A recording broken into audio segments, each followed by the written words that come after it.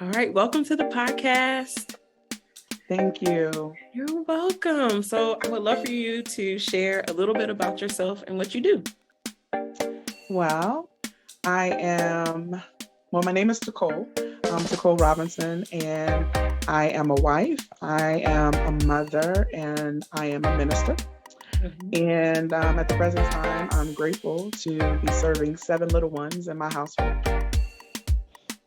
Such a blessing. So, I would love for you to just take us on this journey to becoming a mother through, traditional and non-traditional means. Like I told you before we started recording, this needs to be told. So I would love for you to just take us back on your whole journey to motherhood, to parenthood, and how were you blessed with these 7 angels that you have?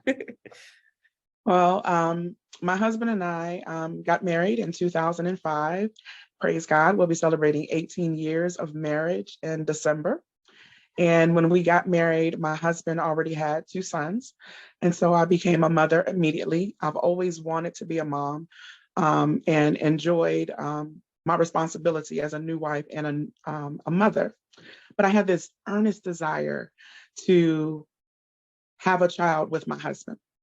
And so we did what married people do and did not get pregnant. And so from 2005 to 2007, we were not able to conceive. But thanks be to God, at the beginning of 2007, we found out that we were pregnant. And we were so happy. We were so excited. And everyone was rooting for us. When I say everyone, I mean our whole village, our whole community. So much so that more than once we received prophecies that God was going to heal my body, that we would conceive, that we would deliver. And God was going to do it. Again and again, we kept hearing it. And so, publicly, the Lord has called me out and had people pray for me and lay hands on me. And so I believe God. I believe God. So in 2007, we were so excited that the test said positive finally. And we went for our visit to see the doctor, and we were expecting to hear the baby's heartbeat. And they went to put the little machine on my belly, and we saw the sac, but there was no heartbeat. And so, unfortunately, this was Valentine's Day. It is a day that I'll never forget. And unfortunately, when Valentine's Day comes up, I have that memory of no heartbeat. But I will tell you that I have great faith. I've seen God heal other people. I've seen God heal people that were on their deathbed, and the doctor said, say your final goodbyes. And so I've seen him do amazing things. So even though they told me that there was no heartbeat for my child, I wanted to believe that God was going to work a miracle. So I prayed and endured that journey. And unfortunately, it did not come to pass. Initially, my levels, they kept checking the HCG levels. Initially, they were going up, which made me say, okay, well, maybe he is working a miracle. Maybe they don't know what they're talking about. I was excited about them having an ultrasound and saying that they were wrong. But unfortunately, the baby did pass, and I delivered the baby. And so that was our first occurrence of a miscarriage. After that, we didn't give up. It was disappointing, but we didn't give up. We were hopeful that God would do it again. He did it once, he could do it again.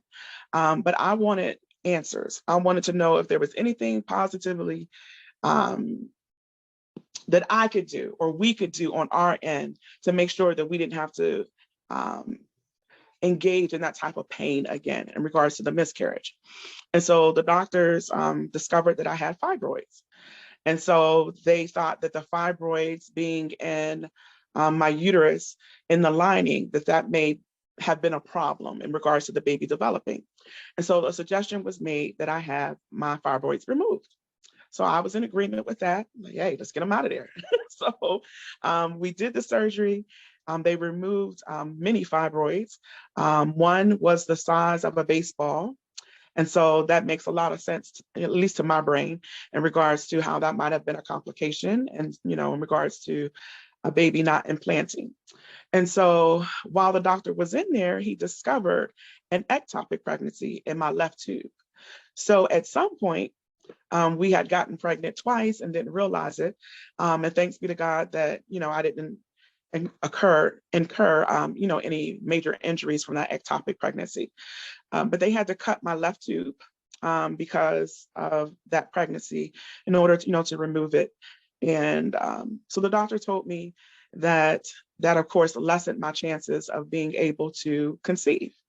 But once again, I had this promise. God said on numerous occasions that I would be a mom. And not just a mom, because I already was a mom and I enjoyed spending time with my sons. We don't use the word stepsons in our family. They just have multiple parents. So I enjoyed that, but I still had that strong, earnest desire. And I believed that God was going to fulfill his promise. So what did we do? We went to go see IVF specialists. And that was not a good experience. Not a good experience. They basically, well, the first doctor basically told me that he was unable. We went through the whole process and we got to the point where it was time for him to retrieve the eggs. And he told me that he was unable to do so vaginally. And so he said that my ovaries and all of my reproductive organs were up high. They weren't in a normal position where he would be able to go, vaginally and try to retrieve them. So he tried, but he said that he couldn't reach my ovaries. So I asked him, well, what is my next option? So his answer was, well, I don't think you will ever conceive and deliver a baby on your own. You need to get a gestational carrier, is what he said. And so, I know you all don't know me, but we don't have money to pay for a gestational carrier. And that's not what God said. So I was in disagreement with the doctor. So I went to go see a second doctor. She agreed with the first doctor that I needed to, her suggestion was get a hysterectomy, get a hysterectomy and allow someone else to carry the child for me. And so I really didn't like that response. I found a third doctor. Her suggestion was that I try to lose some weight and come back to see her after I'd gotten to, she wanted me down to 200 pounds. She told me come back to see her once I lost the weight and she would see what she could do. Well, I lost the weight, I exercised, I, took her suggestions, changed my diet. I really wanted to be a mother. So I was willing to, do what I needed to do to have this healthy body for my baby to grow. So I went back to see her and she reviewed my case and she said to me that she didn't think she could help. Once again, this issue with not being able to get to my eggs. And so my brain just said, and I really believe it was Holy Spirit, but my brain, Holy Spirit said, well, there has to be another way that you can get to my eggs. So she's talking vaginally. And I said to her, well, why can't you just, and I was very ignorant, I didn't know, but I said to her, why can't you just go in abdominally? Why can't you just, go through my abdomen in order to get to my ovaries? There should be more than one way. And she said, well, I don't do that surgery. She said, I only know one doctor who does that. And she said, Dr. Garcia is at Hopkins. I believe he's getting ready to retire, but I would suggest you call his office and reach out to him. Thank God for Dr. Garcia. He was the sweetest man and he was getting ready to retire. And I went in for my consultation and I'll never forget him and I'll never forget his words. He said, Mrs. Robinson, your case is complicated, but I'm willing to try. And that's all I needed was someone who was willing, to try. And so I can't tell you how many times we tried IVF before we actually got a successful pregnancy, but we tried at least twice in regards to the in vitro process. And he went in abdominally and was able to retrieve the eggs. And we found out, I want to say this piece, because I think this is very important. This time that we found out that we were pregnant, I don't know. I told myself that I was going to react differently. I was going to act as if after we had the retrieval that I'm pregnant. I'm not going to wait for them to call and tell me the results of the blood work. And so after we had the retrieval, we actually went on vacation for a few days. We went to Ocean City. We enjoyed ourselves. We just sat at the beach. I just tried to relax. And I told my husband, I didn't feel like myself. I felt yucky. I just kept telling him, I said, I'm pregnant. So I know this, that's why my belly's upset. I just kept saying it, confessing the word, I am pregnant. And so we went back home, we went to church, and it was my husband's birthday. August the 20th, and my husband's birthday. Before we went to church, I went in and got my lab work. We went to church, we worshiped. Church was over. I was sitting in the sanctuary and I looked at my phone. I had a voicemail and it was the nurse. And she said, Mrs. Robinson, your test is positive. You talking about somebody acting a plumb fool? I ran and shouted and screamed and hollered. I was so grateful that God had done it again, that he had done it again. And so we were happy to find out that we were pregnant. We were expecting this child to be delivered April 4th of 2018. But I will tell you that pregnancy was rough. It was rough. I had issues with high blood pressure. They were watching me very closely.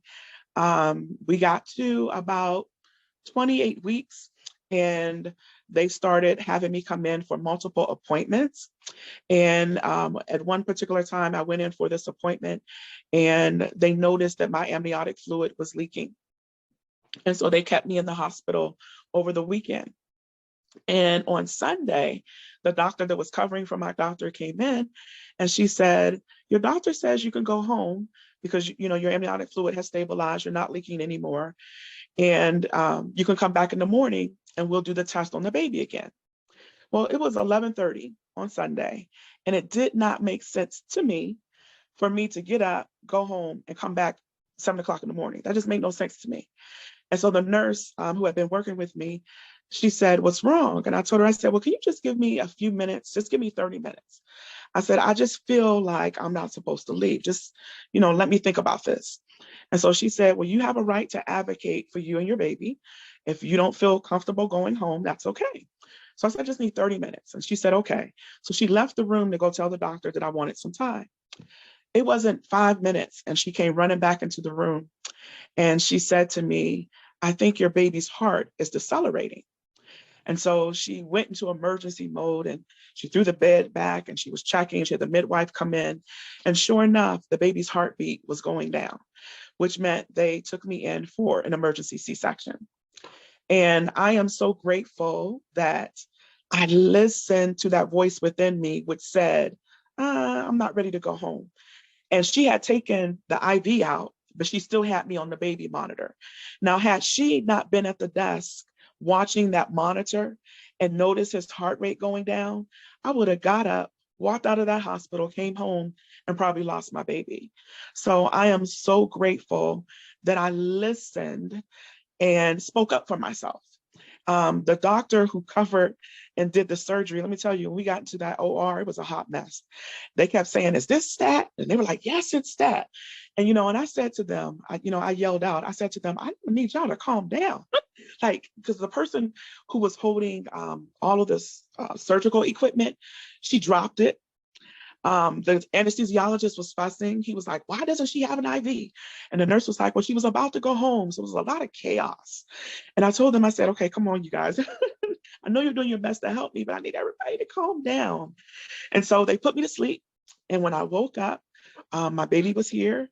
He was healthy. He ended up spending some time in the NICU, but he did well. But I do want to tell you what the doctor said when I woke up. She said to me that when she opened up my abdomen, immediately it began to fill with blood and she could not see anything within my abdomen. And she said she felt a force take control of her hands and directed her to the baby. She said once she had her hands on the baby, it was hard to pull him out. So she talked about how in that moment, she said to us, I've always wondered if there is a God. Now I know there is a God. And so she said that basically she almost lost both of us. She said the amount of time that she's supposed to have for a C-section, it had, surpassed that time. I lost 5.6 liters of blood. during that surgery, ended up in the ICU. But I give God praise on today that Malachi Emmanuel Robinson just turned 5 years old on March the 18th. He's our first miracle that God gave us in regards to conceiving and giving birth on our own. I know. Wow. Why did y'all name him Emmanuel? Your story is so similar to mine. Oh my goodness gracious. I'm glad you asked that question. I skipped some things that happened during our pregnancy. So Okay.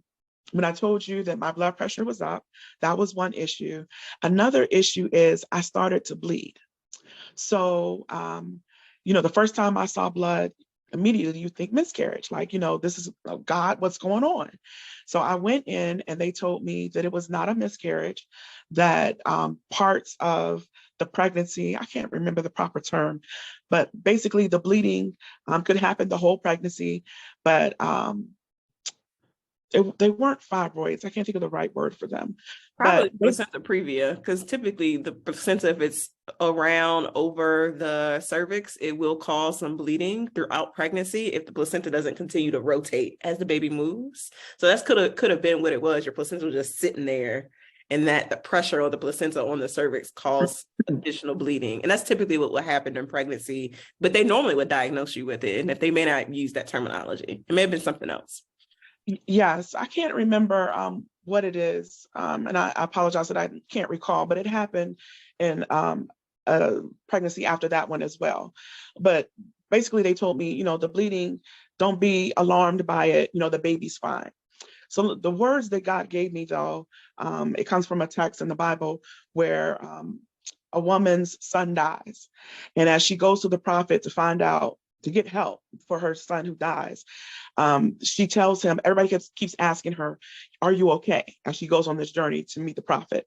And she keeps saying, all is well, all is well. Even though she knew her child was dead, she knew, she just kept saying all is well. And she didn't, reveal what was going on until she got to the prophet. So that story in the Bible stuck with me during this pregnancy. I kept telling myself, no matter what you see, no matter what you feel, no matter what you hear, all is well. And so those three words, comforted me. And God kept letting us know, my husband and I, that I am with you. God, he just kept saying it, I am with you. And so that's why we named him Emmanuel. We had this comfort during the pregnancy, even though we kept having, I'm telling you, almost every day I would go to the bathroom and see blood. And I had to keep telling myself, God said, all is well. God said he is with us. And so that's why we named him Emmanuel. I absolutely love it. Very similar stories on how my son was born too. Definitely was in ICU, definitely lost a lot of blood, had to get blood transfusions, and Wow. we ended up changing his middle name from, I forgot what original name, but we ended up changing it to Emmanuel. So he's Maxwell Emmanuel, just because God Wow. is with him and with me Amen. through that Amen. whole journey. So I'm so glad I asked, because I figured it had to have some context with the story. Most You can definitely. continue on. Most definitely. So I jumped right into telling you about Malachi, but let me tell you, so I told you I have 7 children. So the first two, the one is 21. Well, he's going to be 21 in November. The other one is in his 30s, he's 32. So between the time that I functioned as a mother with those two, and before we had Malachi, I convinced my husband to become a foster parent. I've always wanted to be a foster parent. I spent some time in foster care as a child, and I just wanted to do that. And so I thought that would be a good opportunity for us to parent. My husband was not too sure at first, but I convinced him, let's try it. Let's at least, go through the classes and see if this is something God wants us to do. And sure enough, he loved the experience. And I thank God that he gave us that ministry. For us, it wasn't just, being a foster parent, it became a ministry, a way for us to serve the kingdom. And the children that he gave us were medically fragile children. And so from that, we served children who came and stayed with us Some came right from the hospital. I remember saying to them that I wanted infants. And I remember them telling us in class, hardly ever do we get infants. Hardly ever do we get younger children. So they tried to, usually it's going to be like, school age children, et cetera, et cetera. Let me tell you, Miss Erica, every child we brought home was between a newborn. No one was older than a year. Every child that we've had in our home. And so that was such a blessing for us to be able to serve in that manner. And so the first child that we had that we were able to keep long term, they called us and told us that they had a little girl who was going to need to be adopted. So we knew from the very beginning that we were fostering to keep her. And I went to go visit her, oh my goodness, in the hospital, and she gave me the cold shoulder. When I say the cold shoulder, I mean, I went in and I was so excited to meet her. She had been in the hospital for 6 months. She was born with DiGeorge syndrome. At the time, we didn't know that she had autism, but she's also autistic. She has developmental delays. She had had surgeries on her heart. She was the first child at Hopkins who was on ECMO and was successful with it. And she was actually on ECMO for about 3 weeks, which is longer than expected. So she had been through a lot of trauma. And so when I went to go visit her, I was so excited, and I go in and I'm, hi, and she rolled over, gave me her back. I said, oh boy. I said, oh boy. And so I went to go visit her 2 or 3 times by myself. And I remember telling my husband, I don't know if if this is going to be a good fit. She doesn't like me, how are we going to bring this child home? And she is not, we're not connecting, we're not bonding. And so my husband and my son went with me to visit. And she fell in love with my husband, and he fell in love with her. And that was it. That was it. So she grasped his heart that day. She's 11 years old right now. When we brought her home from the hospital, we had our little family meeting, and I was afraid to bring her home. They said they weren't sure if she would walk. They weren't sure if she would talk. They weren't sure if she would eat food. There were all of these uncertainties. I mean, listening to each person go around the room, each specialist, I said to my husband, I'm afraid to bring her home. Like, they gave me the idea that she was going to die. And I didn't want to bring her home and wake up one morning and she not be there. But we said, once again, this is our ministry. God has called us to this. And we agreed, we're just going to bring her home and love her. And everything that we're supposed to do, we're going to do. Let me tell you, right before I started recording with you, I had to yell down the steps and tell my whole family, I'm about to record. You guys need to be quiet. She's talking. Not only is she walking, she's running. She's like a little boss. She's very bossy. She has this personality about her. She's quite able to eat and drink. She does have a G-tube, but her not eating is her choice. Physically, she's able to do so. So we're working with her in that regard. And I give God praise. I love taking her back to the doctor. I love taking her back to the hospital, and people get to see her. It's amazing that people remember her. We've gone to Hopkins, I don't know how many times, to pick up a child. And when I show the picture of my family, people will look at the picture and they'll say, wait a minute, I recognize her. And I'm able to say, hey, she's 5 years old, she's 6 years old, she's 11 years old. Look at what the Lord has done. And so she's the first child that we adopted. And we were able to give the Robinson name while we were pregnant with Malachi. Oh my goodness. This is so interesting. While we were pregnant with Malachi, the foster care agency called and said, we have 2 placements that we would like to give you. Now I'm pregnant and they want to give us 2 placements. And I said, okay. And so one child, Athena, she was 6 months. The other child, Brayden, he was 9 months. And so those 2 have been with us all of their life from the point that they've been with us. And we were able to adopt them as well.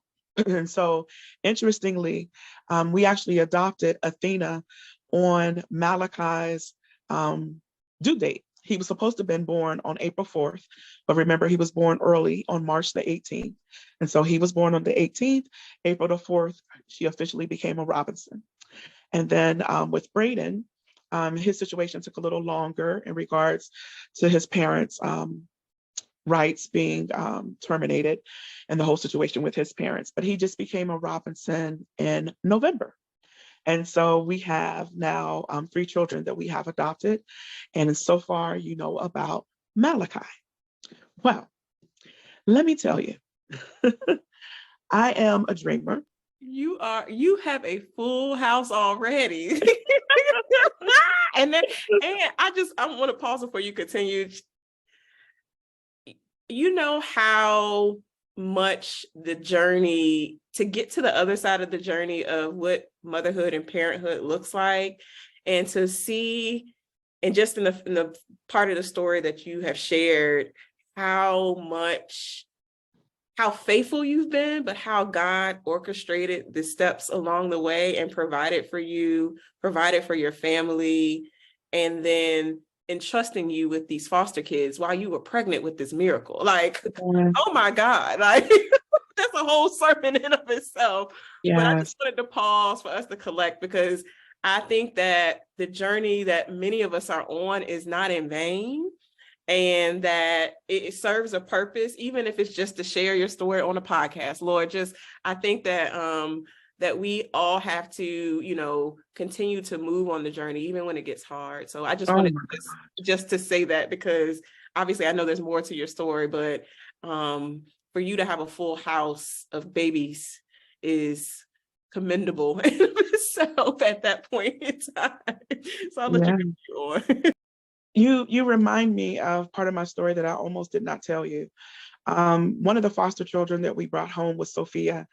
And Sophia had a sister who had just turned 18, and she wanted to care for her sister. And so from the very beginning, she was active in her sister's life. We brought her home from the hospital, right from the NICU. She was a newborn baby. Her parents were not in the picture, but her sister wanted to be there. And when Sophia turned about a year old, we realized that Sophie was going to leave us, that she was going to go with her sister. And Erica, that was the first time that I grieved a child leaving my home. I mean, you would have thought Sophie died. And it was in that moment that my training from Fostercare came back to me, because they talked about how you will grieve, there would be a sadness because you're going to experience a loss, and I was so hopeful that Sophie was going to be with us forever. And I had a hard conversation with God. Really, I'm being very honest. Her sister was 18, she was young. And she excuse me, was trying to get herself together. Here we have my husband and I, we have a stable home, we have an income, both of us were working, it's just like, God, why would you take her and let her leave us and put her in a situation where it might not be as good from my point of view. I was being me, thinking my home would be the best place for her. And God had to remind me of my purpose. He said, your purpose is to love and to let go. And you have to be okay with loving and letting go. And I tell you, it hit me, but it solidified once again my purpose. These are his children, and he's calling us to be a steward, even over the ones that he gives to us biologically. And so I have to be okay with his plan. So I had to tell him, I don't like it, but I'm going to get better. I'm going to get myself together. We're going to go to court. I'm going to smile. I'm going to give her kisses, and I'm going to let her go. Let me tell you, no sooner than I let her go, the foster care agency called me and said, Tacole, she called and said, I have a set of twins for you, a set of twins. Now, had Sophie stayed in our house, there would have not been an option for those twins to come. We wouldn't have had room. We wouldn't have been an option. But because Sophie went on, that was it. The ministry with Sophie was finished. And I'm so grateful to God that he gave us the opportunity to take in our twins. I still say our twins, even though they've left us. And once again, I grieve when they left. They left when they were 3. They came home to us right from the hospital. Once again, it was a situation where reunification was not an option. So we were hopeful that we would be able to adopt them. And right when we were getting to that point, a family member came into the picture, and she shared with us that Dad, who has, some issues, reached out to her. She was living in New York, and she came and got my babies. And once again, I had issue with God. Like, again, you're taking my babies again.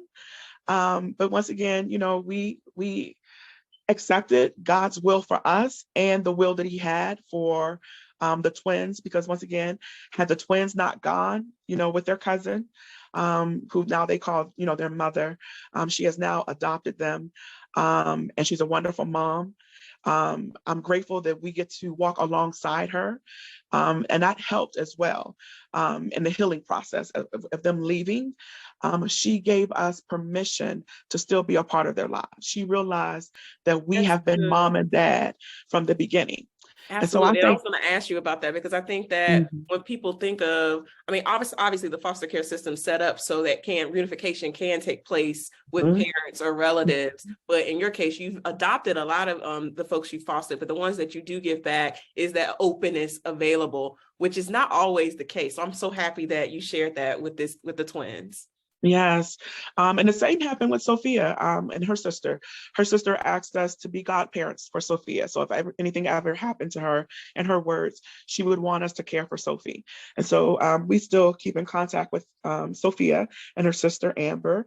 And now the twins, Davina is such a great mother. She really is. And when she left, she told us, you are still mama and you are still dada. And I want you to be a part of the boys' lives.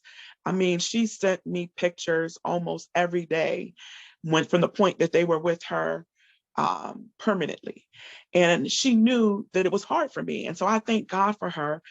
She could have just taken the boys and said, we don't have to keep in contact. I don't have to see. I mean, when I say every day, my phone would ding and I'm like, there's my babies.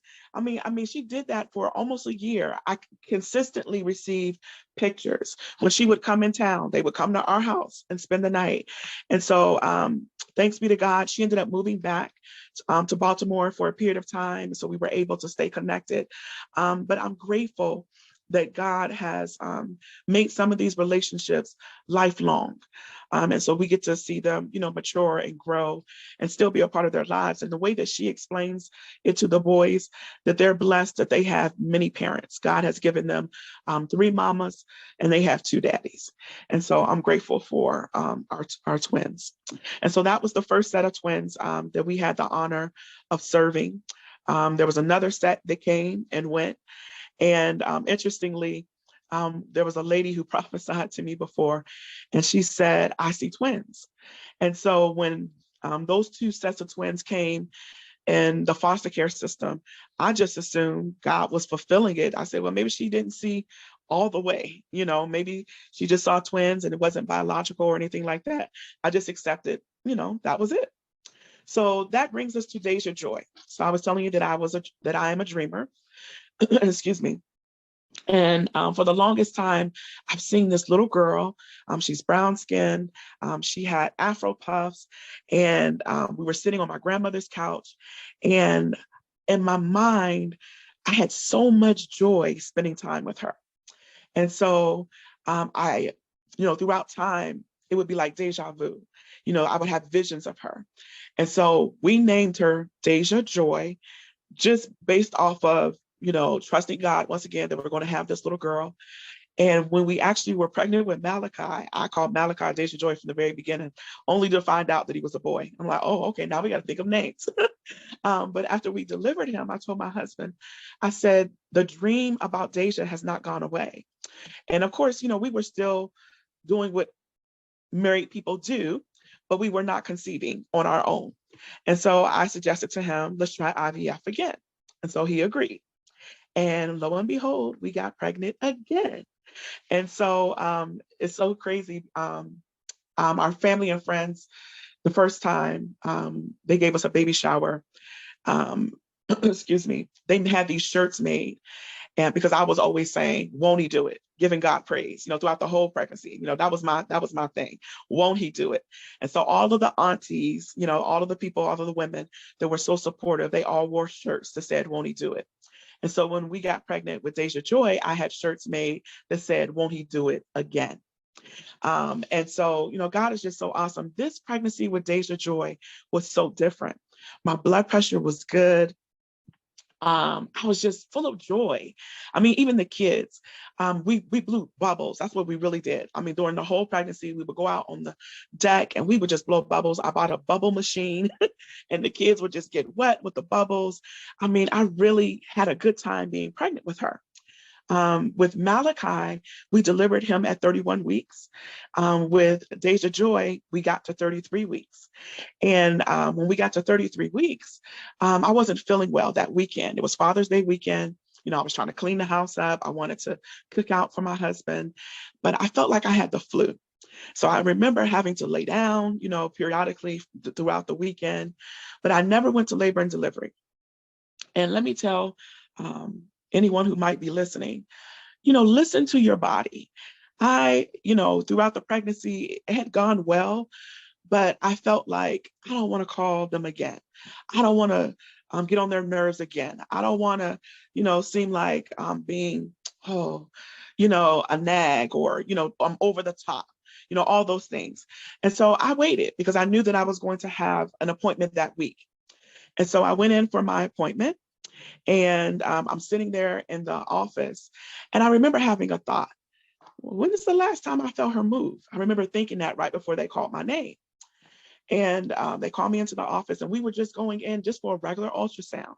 And I remember the technician, she was talking to me and she asked me, well, how was your weekend? How have you been feeling? And that's what I said. I felt yucky all weekend. You know, I felt like I had the flu.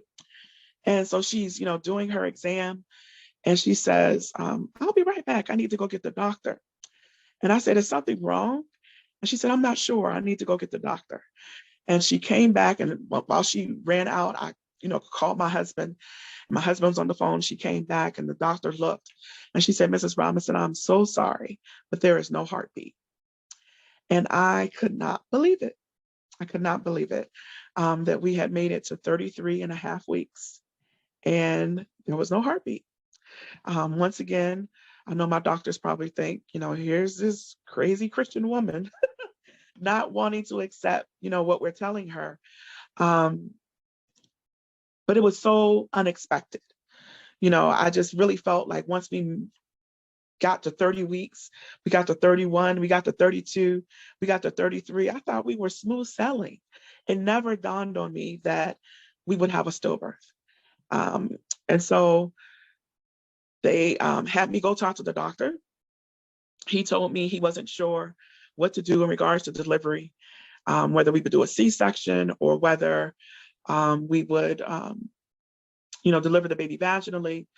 In regards to my fibroids, by now, by the time that we've gotten to delivering Deja Joy, I had had multiple myomectomies where they had removed my fibroids. So I probably have had 3 or 4 surgeries by now in regards to them going back each time to remove the fibroids. And so in my mind, I'm thinking, I'm going to do another C-section because of the fibroids and the scars and all of that is what I thought. But anyway, he told me to go home and that he would call me. I go home, no phone call. The next day, no phone call. Now, for me, I was upset that there was no communication. I sent him a message asking him what was going to happen, and I was told that he was on vacation and that someone would get back to me. And so they told me that they would do a C-section on Friday, that they would have me come in for a C-section. And that experience of delivering Deja Joy was hard in and of itself. But to have the doctor that, in my mind, had walked 2 pregnancies with me, to not have communication, you're going on vacation, to not communicate with me, to say, hey, this is the plan. I was hurt, to be honest with you. I just expected more of my obstetrician. The experience of delivering the baby, we went in on Friday. This was during COVID. And I didn't have a good experience. Unfortunately, I didn't feel like they took good measures to keep me safe in regards to COVID. The young lady that I had my first encounter with as I walked into labor and delivery was not wearing a mask. And, you know, during that time, all hospitals, it's a requirement that you wear a mask. And this is not the first time that I've engaged this young woman, because remember, I told you I've been to labor and delivery, before. And that was one of the reasons why I didn't go that weekend, because I'm like, oh, I don't want them like, oh, here she goes again. But I had already had a conversation with this young woman about wearing a mask. And here I go the day of my surgery, and you don't have a mask on. So I confronted her. I said, well, why aren't you wearing a mask? Well, I don't believe in it, blah, blah, blah, blah. I said, well, does your supervisor know that you're sitting out here with no mask? And she said, yeah, she's aware. And so long story short, in that regard, I had many things that happened during this hospital stay that really made me become an advocate for myself and for my babies even the more. I had already told you with Malachi, I insisted that I not be sent home, immediately. And I'm glad that I listened to myself, or the Holy Spirit, I should say, that during that occasion.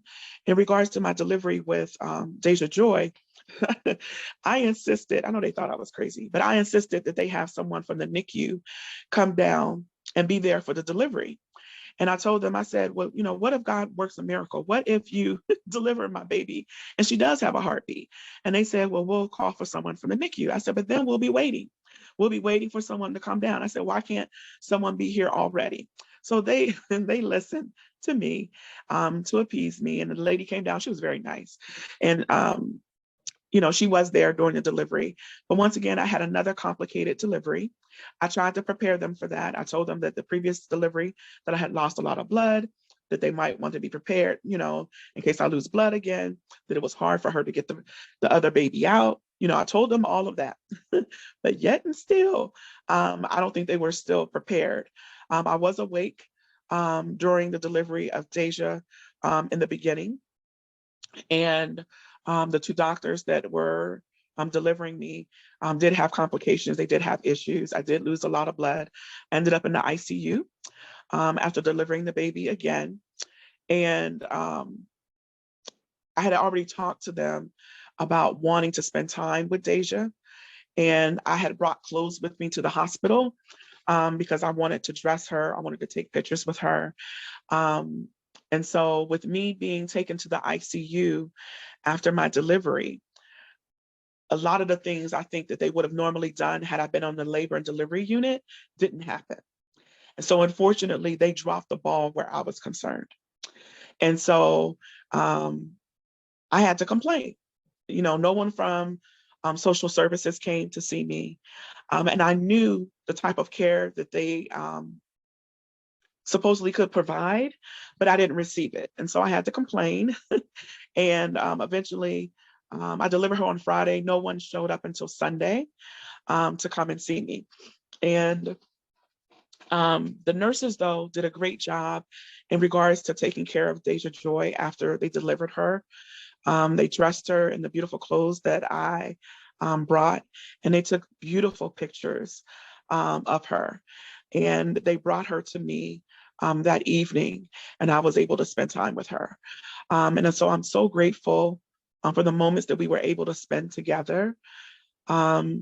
This was something that I had not endured before, so I didn't know, what to expect. But the previous two pregnancies, one was ectopic, and then the other was a miscarriage, and I passed that baby, into the toilet. And so I didn't know, I honestly did not know what to expect. I didn't know if I was going to have, contractions, any of that. And so for them to tell me that I was going to have a C-section that was going to be scheduled, I felt better about that. I know that there are some moms who do go through the process of having to labor and deliver their babies. But I'm glad that I had the option, honestly, to have the C-section. We did decide that we wanted to honor her because, everyone knew that I was pregnant. That's another thing that was hard when we lost our first child at 12 weeks, when I told you there was no heartbeat. The church, the community, everyone was so excited, which made us want to not share the good news each time we got pregnant. But I told my husband, I said, each time we get pregnant, it's not about us. It's bigger than us. I kept telling him that it's bigger than us. So I understand that there are people who don't tell their story. I understand there are people that wait till they get 5 months pregnant, and I understand it because, you don't want to have to go back and tell people, I lost a baby. That's a lot. And sometimes people don't know what to say. Sometimes they say the wrong things. Sometimes you're expecting, a certain response or a certain um, support system. And sometimes we don't have the words to be able to articulate to people, I just need a break. You don't have to call me every day. We don't have the words to say that. Or why aren't you checking on me? I want you to be checking on me. You're not. But I learned through this experience with Deja Joy, once again, how to have a voice, how to be able to say to people, I know you all want to come over. I know you want to help us grieve, but we just want to be by ourselves right now. We don't want anybody in the house. I know you want to come and help, but that's just not what we need right now. And so that's what we did. I came home from the hospital. My husband and I got into bed together and we cried. It was hard. He snapped out of it quicker than me, to be quite honest with you. My husband is wonderful. If God didn't do anything else, he gave me a great husband and he gave my children a great father. He is hands-on. When I say we are dealing with medically fragile children, the ones we've adopted, I mean, he does the G-tube, he does the machines, he does the oxygen, anything and everything that needs to be done, he's hands-on. And so I'm grateful to God for my spouse when the moments where I've dealt with depression during pregnancies and even after. He's been the backbone of our family. And so I give God thanks publicly for you, Marlon Robinson, for being such a good caretaker. But we decided that we want to do a graveside service for Deja, and we celebrated her life. Everyone who came to the service received bubble wands. We all blew bubbles to honor her. And her pictures that they took in the hospital, we have a picture of her in our living room.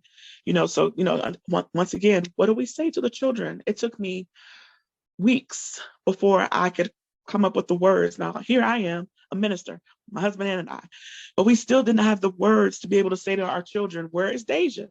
Where's the baby? Mommy, your stomach's flat. Where's the baby? But we struggle with that. And, now we have this picture that we can show them, here's your sister. Unfortunately, God called her to heaven, and one day we'll see her again, but we'll always, have her picture. We know what she looks like. And that's our Deja Joy. So when we had Deja Joy, though, we had one frozen embryo left. One left, one, Erica, just one. And for me, I could not discard my baby. Frozen embryo, for me, that was my child. I could not discard it. And so for over a year, we had her in the little freezer. And I asked my husband, I said, after we heal, both physically and mentally, I want to try one more time. Just one more. I said, with the frozen, I won't, start the IVF all over again. Just one more time. And if it works, then it's God's will. If it doesn't, we tried. We didn't throw the embryo away. And so he said, okay. So we're like, okay, God, here we go again. And so in 2021, at the beginning of the year, we had the embryo transferred. Once again, we believe God. I lived my life as if I was pregnant. And they called and said, but before they even called, I saw the results on my chart. And so when she called, I already knew, but the test result was positive. And so when we went in for our ultrasound, the first one, she went to go scan my belly and she said, wait a minute, I think I see 2 sacs. You talking about, once again, somebody acting a plum fool? And so she tried to calm me down. And she said, wait a minute. She said, let me get my supervisor. So the supervisor came in, she looked, she said, no, there are definitely 2 sacs. She said, but it's still early on. I don't see a heartbeat in both. She said, we'll see what happens in a week, when you come back in a week. But remember, I told you it had been prophesied that we were going to have twins. And so we held on to that. We held on to it. And so, we went home claiming, we're pregnant with twins. And we lived our life as if we were pregnant with twins until the next week. We go in the next week. There's a different doctor. She scans my belly. There are two heartbeats, two heartbeats. And we were just blown away that what God will do it again. Won't he do it? And he did it again. And so we did all of the testing that they allowed us to do to find out, more about our babies. And we found out that we were carrying boys, and we found out that they were identical. And so we were happy, oh so happy, to be carrying these babies. My blood pressure, though, was off the charts, off the charts. So I found myself going in and out of labor and delivery. This time I had a different doctor, switched hospitals. I called myself doing research before we even transferred the baby. I wanted to be sure that I had the right obstetrician. I wanted to be sure that this person was going to be positive. Let me tell you, the error that my obstetrician made, I went to him for one visit when I found out that I was pregnant. And his response to me was, well, first of all, when I had my first child, biologically, I was 40. So I was, what they say about us being older, that, there's already a chance, Down syndrome, anything and everything, let alone getting pregnant. So when I told him that there was a possibility, well, not there was a possibility that I was carrying twins, his response was, well, Mrs. Robinson, I hope that basically your pregnancy is already a challenge, with you being up in age, with your high blood pressure, and you carrying twins could be even more detrimental to your health. So I'm just hopeful that you'll at least have one pregnancy, is what he was basically saying. And I said to him, I said, why would you say that? And I had to address it right then. And I told him, I said, what you're saying to me, I understand your concern for my health, but if I'm telling you that they saw two babies on the ultrasound, no one wants to hear, I want you to have just one, because you don't want to deal with the complications that may arise because I'm pregnant with twins. I've already lost children. I don't want that negative energy. You know what I mean? Like, well, obviously he doesn't have faith. He doesn't have hope. But I just felt that he was out of order. And I told him so. And so that's how I ended up switching doctors and going to a different hospital. And I'm glad that I did. And so the majority of the pregnancy, once again, I was going to labor and delivery. The issue was the blood pressure. And it got to the point where I couldn't function. The blood pressure was either too high or it was too low. And when it was too low, I would be dizzy. I just felt sick. I didn't feel safe driving. Early in the mornings, I was calling out from work. I was telling my husband, I was like, this is terrible. I can't function very well. Like, I just couldn't. The normal things that even just getting in the shower was a challenge during the pregnancy. Excuse me. And so I went in for a visit at 19 weeks. And during that time, I shared with them some of my symptoms. And they immediately wanted to say I had COVID because I told them I had this continual cough that I couldn't get rid of. And so I'm sitting, the doctor's office is in the hospital, and they sent me downstairs to the emergency room to get a COVID test. At 19, I was 19 and a half weeks. And I said to them, well, can you please check the boys before I go downstairs? And the doctor says, no, you need to go downstairs for your COVID test. Once they clear you, you won't come back up here, because it was already like 3:00 in the afternoon. So he was saying, you won't come back up to the office. You'll just go up to labor and delivery, and they'll check your babies there. So I go downstairs and had the most horrible experience. I feel so bad for anybody who has to go to the emergency room to get a COVID test. It was terrible. And, they had those trailers, ice cold trailers. I was out there for about 3 hours before they got my test back, said I was negative. They were arguing back and forth about who was supposed to test me. The emergency room didn't want me. Labor and delivery didn't want me. They were going back and forth. Eventually, they got my results back. It's negative. Yay! So they wheel me upstairs to labor and delivery. We get upstairs to labor and delivery. And once again, can you all check on the babies? Yeah, we're going to get there. But they told me that you had, some other symptoms, is what they were telling me. And so they're dealing with everything but the babies. Eventually, they bring in the machine. I'm like, okay, finally, yes, let's get to seeing the boys. And usually, it's been my experience that they have people come in who are not, the senior doctor. And so the young woman, it was not uncommon for them to go look for my boys and they couldn't find them. These boys love to play hide and seek. And so she's looking, and she can't find them.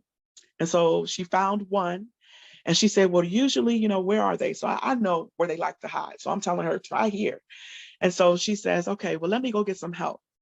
She goes out the room, she comes back. And it's the midwife. And I've been spending so much in labor and delivery, I'm starting to know these people. So, she comes in, she's familiar with me. And she looks on the screen and she says, Mrs. Robinson, I'm so sorry to tell you, there's only one heartbeat. And I could not believe it. Here we go. Again, God, you got to be kidding me. Here's another loss. And the doctor came in. She gave me an option. She told me that I could stay overnight and meet with one of the maternal fetal specialists in the morning, or I could go home and be comfortable with my family, and then she would have someone call me. And so I took the option to go home, expecting someone to call me. The paperwork that they sent me home with did not have anything on there that said that I lost one of my babies. The paperwork said that I could return to normal activities. And that bothered me. So at that time, I was a teacher and I went to work. They said, I could go to work, so I went to work. I was a child development teacher and we were actually in our prenatal unit. And I had a hard day that day. It was hard for me knowing that I had one baby who had passed on. I had another baby that was still in my womb. And now anxiety was kicking in. Is something going to happen to this second child? And I didn't know the process of delivering the child that had passed on. With my previous miscarriage, I experienced that, with the C-section, they had to do the C-section in order to deliver that baby. But now that I had two, one alive and one who was not, I didn't know what to expect. So I reached out again to my physician. I wrote her a note in my chart and her office called. And they said to me that they were unaware that I had lost one of the babies, which was a shocker for me. Because, the doctor and the physician's office are both in the same hospital. So how am I in labor and delivery and I lose a child, but you don't message my doctor? You don't let her know that I've lost one of the babies? And the social worker who called said, unfortunately, no, they don't do that. And I said, well, at what point would you all have known that I lost one of the babies? She said, probably when you would have come in for your next appointment in 4 weeks, which is a hot mess. So, this whole experience of becoming a mom and losing my children has really made me want to advocate for other mothers. That made me ask, so some questions became apparent to me. How many mothers do you send home after a miscarriage and you tell them they can go back to life as normal? How many moms do you send home and you don't offer them social work services? You don't offer them a therapist? How many moms do you send home and you don't talk to them about what to expect in regards to their body physically? I just really feel like they can do better in regards to serving mothers who have experienced losses. Many mothers, and it's not just the mothers, and I've become aware of that too in regards to my husband, the fathers too. A lot of people kept asking, how's Tacole doing? How's Tacole doing? How many people said, how's Marlon? How many people asked my husband, are you okay? Is there anything that I can do for you? Not taking anything away from the mom, but both of the parents have experienced a loss. And so, this whole experience has made, God has given me a new ministry. He's given me a new ministry, a ministry of hope, healing, and deliverance for people who have experienced losses. And so I have no doubt that I'm supposed to walk alongside people and to make sure that their needs are being met when they come across these types of losses. And so whether it's just infertility, whether it's stillbirth, whether it's a miscarriage, I want to be someone's support to let them know that you're not alone, first of all. And then whatever you need, if I can help, I'm here. I can help you get the right resources. And then to also hopefully give someone hope that it's possible to be a parent, whether that means through foster care, whether that means through adoption, whether that means God works it out and you can do it through a miracle. But there are many ways that we can get to being a parent. So this last pregnancy, I finally got my answers to my questions in regards to delivery. They told me that the baby that passed on, we named him Tobias, that Tobias would be delivered with his brother whenever he's delivered. So that was hard for me. I'm actually in the process of writing a book, and the name of the book is called Getting to Joy. And all along, I thought this whole journey to motherhood was getting to Deja Joy. And so that's why I named the book Getting to Joy. But God has shown me that it really is about getting to joy, learning to be content no matter my circumstances. Even on my worst days, am I going to choose joy? It really is a choice. It's a choice to get up out the bed. It's a choice, to wash my face. It's a choice to allow God to smother me with love with these other children, even as I grieve my other losses. And so, as I was getting to my joy during this pregnancy, it was hard, knowing that I had one alive and one who was not alive. For me, it was really hard. It really was. And I believe that it affected my blood pressure even the more so. And so I ended up staying in the hospital for about 3 weeks because of my blood pressure. So initially they were trying to titrate it outside of the hospital. But I kept telling them, I said, sometime during the day, it's really high, sometimes it's really low. And so when they were able to witness it themselves and realize she's not just crazy, it's unfortunate, but I do believe that some of those doctors that I encountered did not take my concern seriously.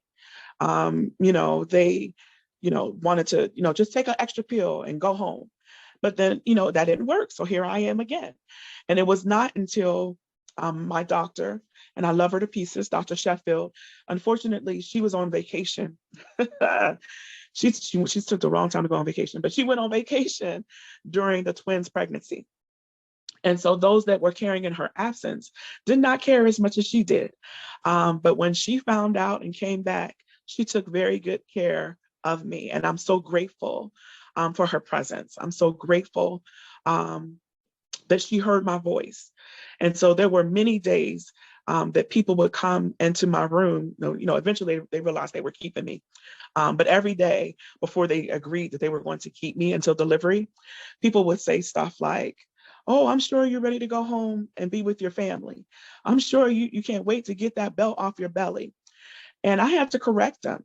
And I said, what me and my husband want is for this child to be delivered and to be well. And so if that means that I have to be away from my family for however long, we've accepted that.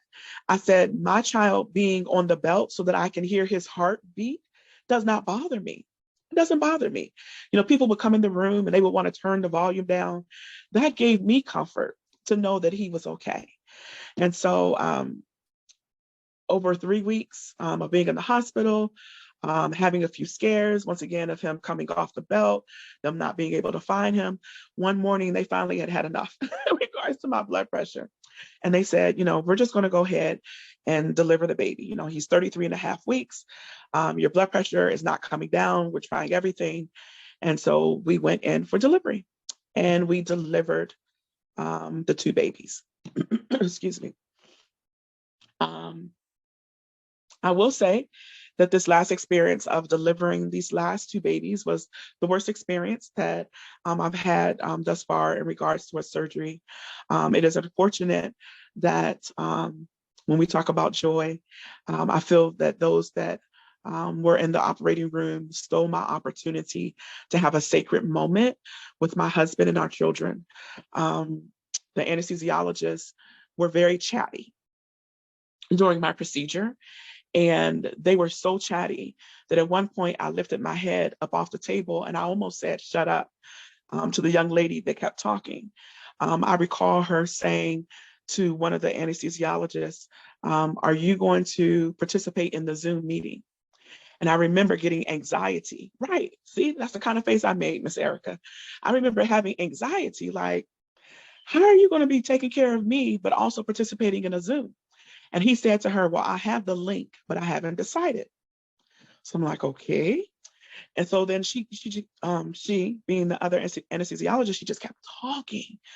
I remember her talking about her weekend, just being a distraction. So much so that I could not hear what the 2 surgeons were doing. So unfortunately, the surgery was another challenge. I lost 6.5 liters of blood. They almost lost me in regards to, my life. Scary moments happened. And when they got to the point where they were sewing me up and they finally had the bleeding under control, the medicine was not working. And so I could feel them sewing me up.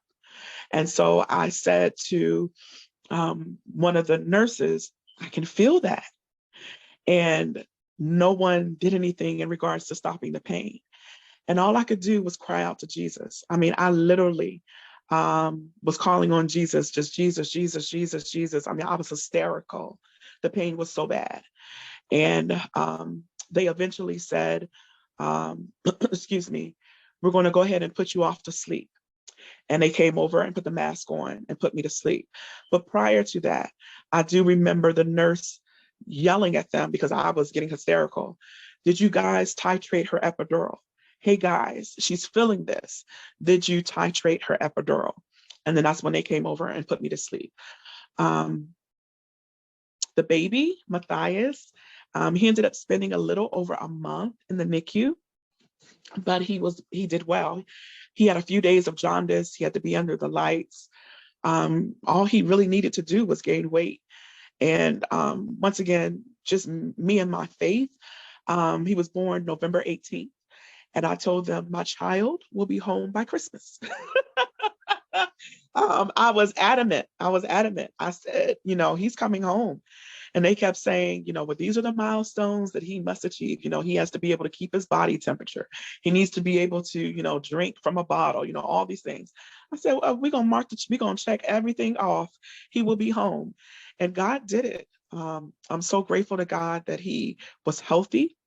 He latched on right away when we started breastfeeding. He learned how to suck from his bottle, and he came home just a few days before Christmas. And so I'm grateful to God that he is a miracle worker, and that right now at home, I told you we have 7 children. 6 of them live with us. The 30-something is off on his own. So we have a 20-year-old. We have an 11-year-old little girl whom we adopted. And we have a 6-year-old little girl whom we adopted. We have a 6-year-old little boy whom we adopted. And then the 2 that are biological between my husband and I, the oldest is 5. And then Matthias just turned 1 this past November. And so those are our blessings. That's a little bit of our journey and our story. Oh gosh, I'm so full. The journey. I think obviously there were so many gems and nuggets that you dropped throughout this whole thing. I'm excited about this book that's your new birth right there. I mean, Yes. we need this joy book. So I just want to wrap this up by you sharing some encouraging words for our listeners who are navigating through their journeys of loss and healing and motherhood and parenthood. And then where can we connect with you? Because we need this book, sis. Like, obviously you all have only heard the extent of her story in this, but I'm sure there's a lot more details that we know she has gone through and her faith walk. And I'm just excited about this book that's going to turn into a movie, because this ministry that you all have birthed is needed. Like I told you that before we started interviewing, but I knew that this story needed to be told. So I would love for you to leave the listeners with some encouraging words, and then where can we connect with you after this? Thank you, Ms. Erica. Let me say thank you to you for giving me the opportunity to be able to share our story. For anyone who may be struggling with infertility, miscarriage, or a stillbirth, they're all a type of a loss. And let me encourage you to not walk this journey by yourself. I have had people who have not said or done the right things, but there are communities of people who will love you and support you and encourage you and walk alongside you on this journey. And so let me encourage you to find your cluster, to find your people, to find your support system. Therapy was very helpful to me. So I encourage therapy. It works. I firmly believe in therapy. I also firmly believe in prayer. I believe that God is real. I believe that God meets us at our point of need. I believe that He answers our prayers. I believe that He provides direction for us. And so for some of you, you may be wondering, what to do or what not to do. Seek God in prayer. He really does answer. Sometimes people are like, how do you know God is talking to you? How do you know, what you're supposed to do? It's almost like knowing your child's voice. When my child cries out in the middle of the night, I know it's Athena. So the same thing with God. When you cry out, He knows your voice. And the more time you spend with Him, you'll recognize His voice. And sometimes you just have to try something. And if it works, you're like, okay, maybe that is you, God. Or you try it and it's like, oh, all these closed doors. All right, well, I'm not getting access. So maybe I'm not supposed to do this or do that. And so I encourage you to try those things. In regards to connecting with me, I am hopeful that Getting to Joy will be out in the spring. And so that will be out in regards to the first book that we'll be doing. You can reach me through social media. You can reach me by just looking up Tacole Robinson or Tacole Robinson Ministries. I have a webpage that we're working on, but it will be TacoleRobinson.com. But if you just put in Tacole Robinson, Facebook, Instagram, you'll find me. And I'm looking forward to sharing the book and looking forward to hopefully connecting with people. God has laid it on my heart to do a retreat. And so I'm looking forward to doing a retreat. It's going to be first with women only who have experienced loss, give us an opportunity to get together, to grieve and to heal. And then eventually it's going to get bigger. He keeps telling me it's bigger than us. We'll be able to invite husbands and invite fathers so that everyone can receive what they need in regards to loss. I absolutely love it. Thank you so much, Tacole, for sharing your story and your light with us. I know someone is going to be blessed by this. Just know, because I've been full today. I hope so. And we will connect soon. All right. Thank you, Miss Erica. Thank you. All right. I got you recorded.